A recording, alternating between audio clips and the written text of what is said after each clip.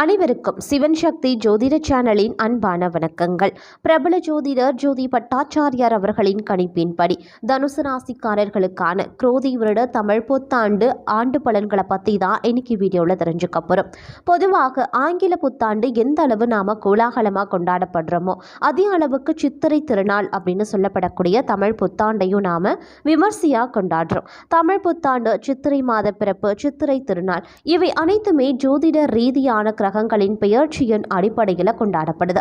ஒவ்வொரு கிரகத்தின் பெயர்ச்சியும் அனைத்து வித ராசிகள்லையுமே கணிசமான மாற்றத்தையும் தாக்கத்தையும் ஏற்படுத்தும். புதிய ஆண்டு பிறக்கும் போது மற்றும் ஒவ்வொரு கிரகம் பெயர்ச்சி நடக்கும் பொழுதும் அந்த ஆண்டு எப்படி இருக்கும், வேலை கிடைக்குமா, திருமணம் நடக்குமா, வீடு கட்ட முடியுமா, ஆரோக்கியம் எவ்வாறு அமைய பெறப்போகிறது, நிதி நெருக்கடிகள் வருமா, நமக்கு குழந்தை பேரு கிடைக்கப்பெறுமா அப்படிங்கிற பல்வேறு கேள்விகள் எழும். ஏப்ரல் 14 தமிழ் புத்தாண்டு பிறக்கிறது. இந்த தமிழ் புத்தாண்டின் பெயர் தாங்க குரோதி. இந்த தமிழ் புத்தாண்டின் கடந்த சில வாரங்களா பார்த்தீங்க அப்படின்னா பெரும்பாலான கிரகங்கள் அடுத்தடுத்து ஒரு சில நாட்கள் இடைவெளியில் பெயர்ச்சி அடைஞ்சிருக்கு. தமிழ் புத்தாண்டின் முதல் நாள் சூரியன் உச்சமடையும் மேஷராசிக்கு சென்றிருப்பார்.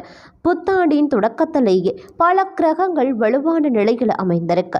தமிழ் புத்தாண்டானது தனுசு ராசிக்காரர்களுக்கு எந்த விதமான மாற்றத்தையும் எந்த கிரகம் எந்த பலன்களை கொடுக்க போகிறது அப்படிங்கிறத பற்றி தான் இன்னைக்கு வீடியோவில் தெரிஞ்சுக்க போகிறோம். இந்த பதிவு தனுசு ராசியில் பிறந்த அனைத்து நட்சத்திர அன்பர்களுக்கும் பொருந்தும். இந்த பதிவு உங்களுக்கு மிக பயனுள்ள விகிதத்தில் இருக்கும். ஸோ வீடியோவை ஸ்கிப் பண்ணாமல் கடைசி வரைக்கும் பாருங்கள். வீடியோக்குள்ளே போகிறதுக்கு முன்னாடி இது வரைக்கும் நீங்கள் நம்ம சிவன் சக்தி ஜோதிட சேனலை சப்ஸ்கிரைப் பண்ணலையா, உடனே சப்ஸ்கிரைப் பண்ணிக்கோங்க. அப்படியே பக்கத்தில் இருக்கக்கூடிய நோட்டிஃபிகேஷனுக்கான பெல் பட்டனையும் ப்ரெஸ் பண்ணிக்கோங்க.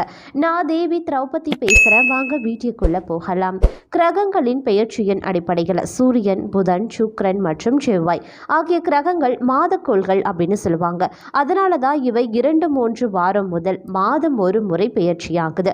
மேலும் சனி பெயர்ச்சி, குரு பெயர்ச்சி, ராகு பெயர்ச்சி மற்றும் கேது பெயர்ச்சி ஆகியவை அடிப்படையில் இந்த தனுசு ராசிக்காரர்களுக்கு எப்படிப்பட்ட பலன்கள் கிடைக்க பெறப்போகிறது. அதிலும் ஜோதிடத்தை பொறுத்த வரைக்கும் கிரக நிகழ்வுகள் அப்படிங்கிறது ரொம்ப ரொம்ப முக்கியமான ஒன்றுங்க. சனி பகவான், ராகு, கேது, குரு பெயர்ச்சிகள் அதீத முக்கியத்துவத்துடன் பார்க்கப்படுது. அதே போல சுப தினங்கள், புதிய வருடங்களில் கிரகங்களின் நிலைகளை பொறுத்து உங்களுடைய ராசி பலன்கள் மாற ஆரம்பிக்கும்.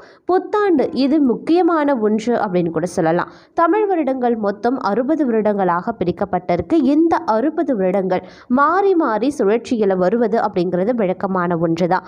இதில் 38வது வருடமான குரோதி வருடம் தான் தற்போது பிறந்திருக்கக்கூடிய இந்த வருடம். இந்த புத்தாண்டில் கேது, ராகு, சுக்கிரன் சஞ்சரிக்கக்கூடிய இடங்களை பொறுத்து உங்களினுடைய பலன்களும் வேறுபடுது. இந்த தமிழ் புத்தாண்டை அடுத்து தனுசு ராசிக்கு என்ன மாதிரியான பலன்கள் அவர்களுடைய வாழ்க்கையில் ஏற்பட போகிறது, அவர்களுடைய வாழ்க்கையெல்லாம் எப்படி மாறப்போகிறது அப்படின்னு பார்த்தீங்கன்னா, தனுசு ராசிக்கு ஏற்படக்கூடிய கெடு பலன்கள் அப்படின்னு பார்க்கும் பொழுது நீங்கள் பேசும்போது ரொம்ப ரொம்ப கவனமாக பேச வேண்டியது ரொம்ப முக்கியமான ஒன்றுங்க. யாருக்குமே எந்த வாக்குறுதியையும் இந்த வருடத்தில் நீங்கள் கொடுக்க வேண்டாம். உங்களுக்கே அது எதிராக செல்ல அதிக அளவில் வாய்ப்பு இருக்கிறதுனால கூடுதல் கவனமாக இருக்க பாருங்க. இந்த காலத்தை பொறுத்த வரைக்கும் தனுசு ராசி அன்பர்களுக்கு கோபம் சற்று அதிகரித்து காணப்படும். அதனால் வாயை கொடுத்து மாட்டிக்கொள்ள வேண்டாம். சண்டைக்கு செல்லவும் வேண்டாம். யார் மனதையும் புண்படுத்தவும் வேண்டாம். எந்த ஒரு விஷயமாக முடிவாக இருந்தாலும் யோசித்து முடிவெடுப்பது ரொம்ப சிறந்தது. அதுதான் உங்களுக்கு ரொம்ப நல்லது அப்படின்னு கூட சொல்லலாம். அதே சமயம் மாணவர்களுக்கு படிப்புல சுணக்கம் ஏற்படதா செய்யும். மனநலன்ல பிரச்சனைகள் உருவாகலாம். உங்களுக்கு அதே சமயம் மனநலன்ல பிரச்சனை ஏற்படுவதற்கான வாய்ப்பு இருக்கிறதுனால கூடுதல் கவனத்துடன் இருப்பது ரொம்ப முக்கியமான ஒன்றுங்க. மேலும் பார்த்தீங்கன்னா மே 1ஆம் தேதி குரு பெயர்ச்சி நடைபெற போகிறது. இதுவும் இந்த வருடம் உங்களுக்கு பாதிப்புகளை தான் ஏற்படுத்தும். எவ்வளவு பணம் வந்தாலும் நிம்மதி இல்லாத ஒரு நிலை இருக்கலாம். தூக்கத்தில் பிரச்சனை இருக்கலாம். வேலையில் என்ன மாற்றங்கள் ஏற்பட போகிறதோ அப்படிங்கிற கவலைகளும் உங்களை வாட்டி வதைக்க செய்யும். அதே மாதிரி வேலைகளில் உங்களுக்கு ப்ரமோஷன் கிடைக்க வாய்ப்பும் இருக்குது. வேலை பார்க்கக்கூடிய இடங்களில் நீங்கள் தான் வின்னர் ஆவீங்க அப்படின்ற அளவுக்கு உங்களுடைய வேலையிடம், பணியிட சூழல் உங்களுக்கு சாதகமாக அமையப்பெற போகிறது அப்படிங்கிறது உங்களுக்கு ஒரு தனி சிறப்பு அப்படின்னு கூட சொல்லலாம். அது மட்டும் இல்லாமல் வெளிநாட்டு வெளிநாடு செல்லக்கூடிய வாய்ப்புகளும் தனுசு ராசி அன்பர்களுக்கு உருவாகும். நினைத்ததும் வேலை பிஸ்னஸ் விஷயங்களில் அப்படியே கைகூடுங்க. நீண்ட நாட்களாக நீங்கள் கடன் கொடுத்து திருப்பி கொடுக்காதவர்கள் கூட இப்போது நீங்கள் கேட்காமலேயே பணத்தை கொடுத்துடுவாங்க. ஆனால் இதனால் கண்டிப்பாக நிறைய சுப செலவுகள் இருக்கும். இந்த வருடத்தை பொறுத்த வரைக்கும் தனுசு ராசி அன்பர்களுக்கு கோபமும் மறுபுறம் செலவுகளும் அதிகரித்து காணப்படும். அப்படிங்கிறதுனால இந்த ரெண்டு விஷயத்திலையுமே நீங்கள் அதீத எச்சரிக்கையுடன் நடந்து கொள்ள வேண்டியது அவசியமாகிறது. கடந்த ஒரு வருடம் உங்களுக்கு சிறப்பாக இருந்திருக்கும். அந்த அளவிற்கு சிறப்பாக இல்லை அப்படின்னாலும் கூட இந்த வருடம் பெரிதளவில் பார்த்தீங்க அப்படின்னா பிரச்சனை இல்லாமல் செல்லும் அப்படின்னு சொல்கிறது ஒரு ஆறுதல் தரக்கூடிய விஷயம் அப்படின்னு கூட சொல்லலாம். அதே மாதிரி முடிஞ்ச அளவுக்கு பணத்தை சேமிக்க முயற்சி பண்ணுங்க. அப்படி இல்லைன்னா சுப செலவாக மாற்றுங்க. வீடு கட்ட வாய்ப்பு இருக்கு. ஆனால் நிலத்தகராறு ஏற்படுவதற்கான வாய்ப்பும் இருக்கிறதுனால கொஞ்சம் அதீத கவனத்துடன் செயல்பட பாருங்க. உங்களுக்கு செலவு அதிகரிக்கலாம். அதை சுப செலவாக மாற்றுவது உங்களுடைய சாதுரியம்.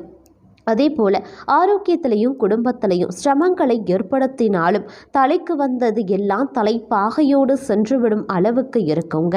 நிலம் வாங்கக்கூடிய ராசியும் உங்களுக்கு இந்த காலகட்டத்தில் இருக்கு. நீங்கள் சுப செலவு காரணமாக திருமண செலவுகள், வீடுகள், புதிய வாகனங்களை வாங்குவதற்கான வாய்ப்பு அதிகளவில் இருக்குது அப்படின்னு நான் சொல்லணும். அதே சமயம் தொழில் வளர்ச்சி, சொத்து வளர்ச்சி கொடுக்கும் அப்படின்னு கூட சொல்லலாம் இந்த குரு பயிற்சி. மேலும் குரு பயிற்சி உங்களுடைய வாழ்க்கையை சோதித்து பார்த்ததுக்கு அப்புறமா நலன்களை கொடுக்க போகிறாரு குரு பகவான். முக்கியமாக இது வேலை ரீதியாக நீங்க சிம்மாசனத்தில் அமரக்கூடிய காலமா இந்த குரோதி வருடம் அமையப்பெற போகிறது. உங்களுக்கு பல புதிய வேலை வாய்ப்புகளும் இந்த காலகட்டத்தில் கிடைக்கப்பெறும்.